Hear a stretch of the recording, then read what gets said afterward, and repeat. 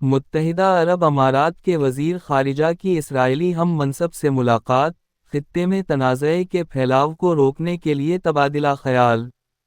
متحدہ عرب امارات کے وزیر خارجہ شیخ عبداللہ بن زائد نے اتوار کے روز ابوظہبی میں اپنے اسرائیلی ہم منصب گیڈون سائر سے ملاقات کی ہے۔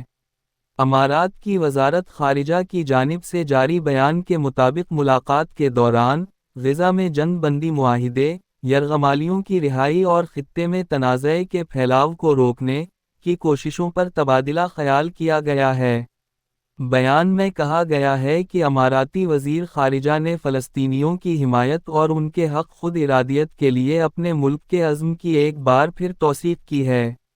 بیان کے مطابق اماراتی وزیر خارجہ نے دو ریاستی حل پر مبنی جامع امن کے حصول کے لیے مذاکرات کی بحالی کے لیے سنجیدہ سیاسی کوششوں کو آگے بڑھانے کی فوری ضرورت پر زور دیا ہے۔